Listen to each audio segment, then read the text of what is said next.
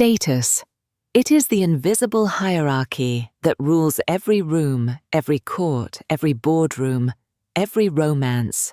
Status is not wealth, not titles, not beauty. Status is perception. It is the unspoken ranking system that determines who leads, who follows, who is desired, and who is ignored. Here's the paradox. Most women confuse status with money. They think status is wearing logos, flaunting wealth, shouting success. But true status is silent. The higher the status, the fewer the words, the subtler the display, the calmer the presence. Low status screams, high status whispers. History makes this clear. Old money women often wore simplicity, never logos. Their status was in restraint, not noise.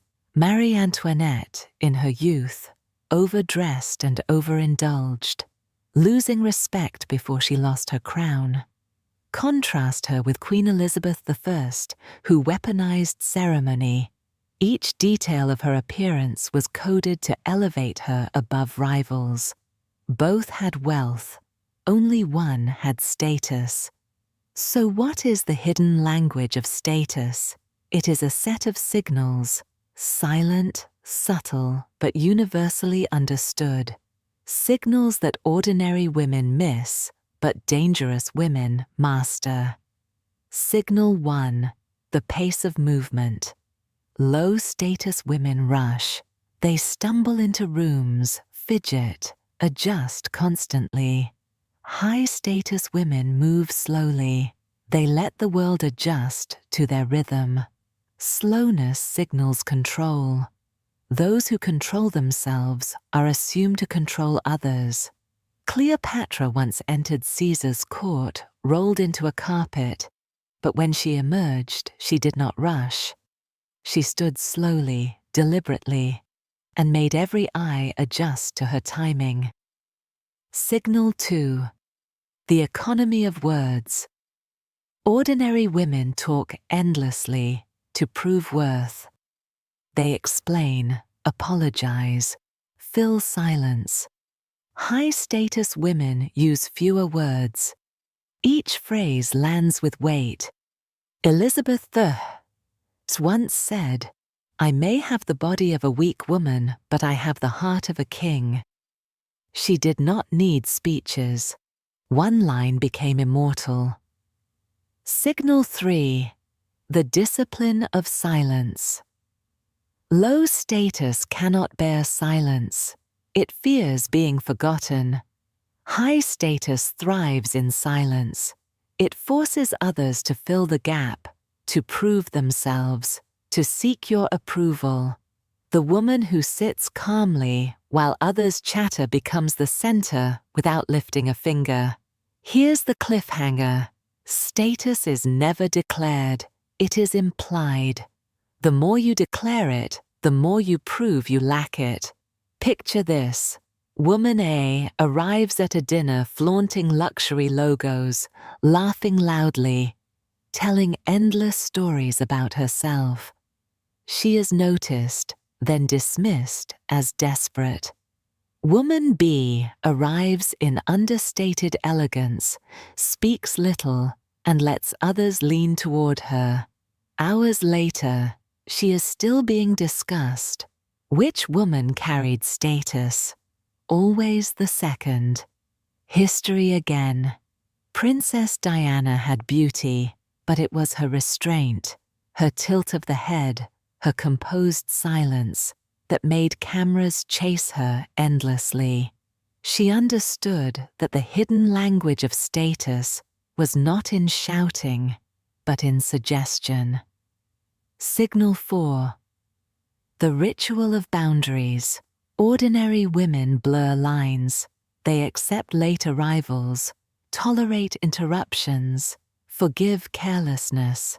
Their lack of boundaries lowers their rank. High-status women enforce boundaries calmly, ruthlessly. A late man loses access. A rude friend is removed. Boundaries signal that your presence is expensive, and expensive things are always higher in status. Signal 5. The refusal of need.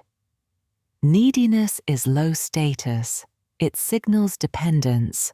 Ordinary women beg for attention, validation, approval. High-status women withdraw from it. They do not chase. They do not explain. They do not cling. The refusal of need creates gravitational pull. People obsess over what does not need them. Let's go deeper. Signal 6. The discipline of style. Ordinary women chase trends. They wear loud colors, cluttered accessories, obvious branding. High-status women refine style into ritual. Clean lines, restrained tones, impeccable grooming. Simplicity is not lack. It is supremacy. When everything is deliberate, nothing feels desperate. Signal 7. The weight of gaze. Ordinary women scatter attention everywhere. They glance nervously, avoid eye contact, or look too eagerly. High-status women weaponize gaze. They look directly, briefly, then withdraw.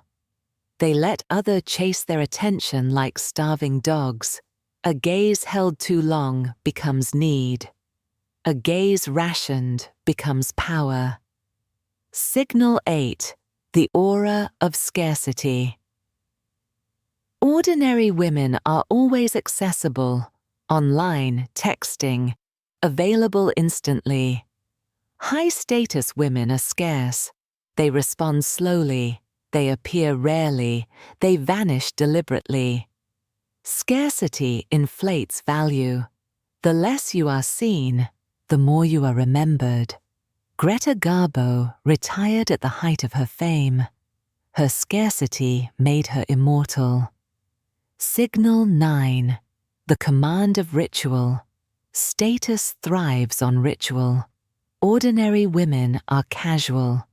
Casual greetings, casual entrances, casual speech. High-status women ritualize everything. How they sit, how they greet, how they pause. Elizabeth I demanded elaborate rituals at her court because ritual created distance. Distance creates hierarchy. Signal 10. The power of emotional control. Ordinary women reveal emotions instantly. Anger, jealousy, desperation. High-status women conceal. They may feel fury, but they show calm. They may feel longing, but they reveal none.